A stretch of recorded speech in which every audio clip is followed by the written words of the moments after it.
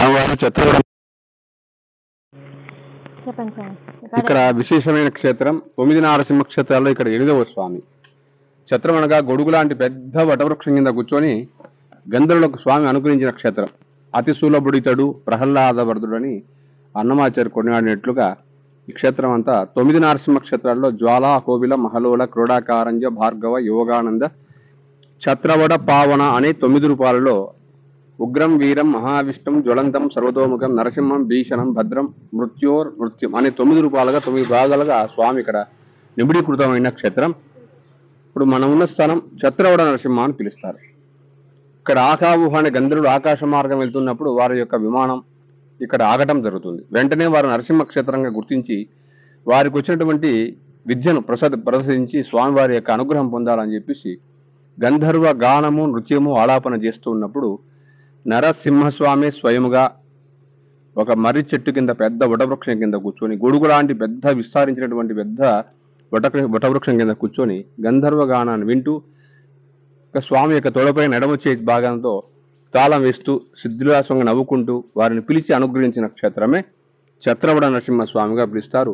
ఇక్కడ స్వామివారి చక్రహస్తం, శంఖహస్తంతో ఆది తాళహస్తం వేస్తూ అభయం చేత అనుగ్రహించి వారిని అనుగ్రహించిన క్షేత్రమే ఛత్రవడ నరసింహ అని పిలుస్తారు. నవగ్రహములలో కేతు గ్రహానికి అధిపతి. ఈ స్వామివారి దర్శనం శత్రుదోషాది, భయదోషాది, సమ్మస్సు దోష నివారణం, అలానే కేతుగ్రహ దోష నివారణం, భక్తి సంపదను, విద్యా సంపదను, సకల సంపదను, సంగీత సంపదను కూడా స్వామి అనుగ్రహించే క్షేత్రంగా ఉన్నటువంటి స్వామివారి పేరు ఛత్రవట నరసింహ అని పిలుస్తారు. ఆహా ఊహాఖ్య గంధర్వ నృత్య గీత ఫల కృతాత్మనే భవగంధ దృఢాయ హరి ఛత్రవడ సింహాయ మంగళం. ఇక్కడ ఛత్రం అనగా పెద్ద చెట్టు కింద ఉండడం వల్ల స్వామివారి పేరు ఛత్రవడ నరసింహ స్వామిగా పిలుస్తారు. స్వామి, ఈ దేవాలయం ఎన్ని సంవత్సరాల క్రితం నుంచి వెలుగులోకి వచ్చింది? ఎన్ని సంవత్సరాల కిందట కాదు, 8వ శతాబ్ద కాలంలో 108 వైష్ణవ దివ్య క్షేత్రాలు దర్శించినటువంటి తిరుమంగయ ఆళ్వారు ఒక ఆయన ఉన్నారు. ఆయన వారు వచ్చేసి 108 దివ్య క్షేత్రాలు మన భారతదేశంలో ఉన్నటువంటి అన్ని క్షేత్రాలు దర్శించుకుంటారు. ఆయన వారు ఆయన ఎక్కడ దర్శించుకుంటారో అక్కడ ఉన్నటువంటి ఎన్ని రూపాలుగా స్వామి విస్తరించి ఉన్నారో వాటిపైన కొన్ని మనకు ఇలా ఉన్నారని తెలియపరిచినటువంటి శ్లోకములే మంగళాశాసనములు. ఇక్కడ ఆహా ఊహాఖ్య గంధర్వ నృత్య గీత బల కృతాత్మనే భవగంధ దృఢాయ హరి ఛత్రవడ సింహాయ అని మంగళమని చెప్తారు. ఇక్కడ స్వామి ఇలా చెట్టు కింద కూర్చొని అనుగ్రహించారని చెప్పి శ్లోక వివరణ.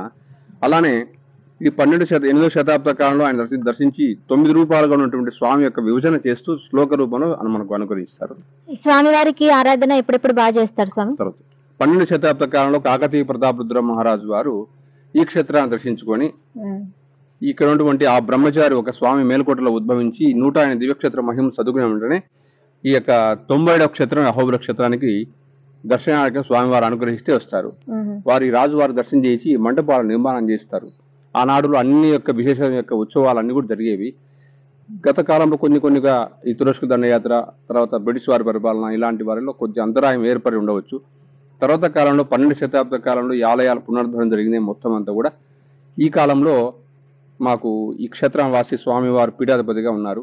ఆదివన్ షడగోప మొదటి 12వ శతాబ్ద కాలంలో స్వామివారి స్వయంగా సన్యాసం ఇచ్చి వారికి అనుగ్రహించిన క్షేత్రం. ఆనాటి నుంచి అన్ని కాలం నడిచాయి. మధ్యలో కొన్ని అంతరాయం జరిగాయండి. తర్వాత కాలంలో ఈ మధ్య కాలంలో 12వ శతాబ్దం ఇప్పుడు ఈ మాకు 45 స్వాములు నారాయణ తీర్థ మహాదేశకుని వారి ఆధ్వర్యంలో ఆలయాలను పూర్తిగా పునరుద్ధరణ జరిగింది. ఆ కాలం నుంచి నేటి వరకు దాదాపు 25 సంవత్సరం 30 సంవత్సరం నుంచి నిత్య అనుగ్రహ సేవ, స్వామికి ఏం కైంకర్య సేవలు అన్ని జరుగుతూ ఉంటాయి. ఇక్కడ స్వామివారికి ప్రతి మాసంలో కూడా స్వాతి నక్షత్రం స్వామి జన్మ నక్షత్రం అయితే ఆ రోజున అభిషేకం అంతా ఉంటుంది, పంచామృత అభిషేకం అంతా ఉంటుంది. ఇలా ప్రతి నిత్యం కూడా దర్శనార్థం భక్తులు వస్తుంటారు. వారి సేవలు స్వామికి అనుగ్రహిస్తూ వారి స్వామి యొక్క అనుగ్రహం తీసుకెళ్తూ ఉంటారు. ఇలా విశేషంగా ఆనాటి నుంచి నడుస్తాము. మీరు ఎంత కాలం నుండి చేస్తున్నారు స్వామి సేవ?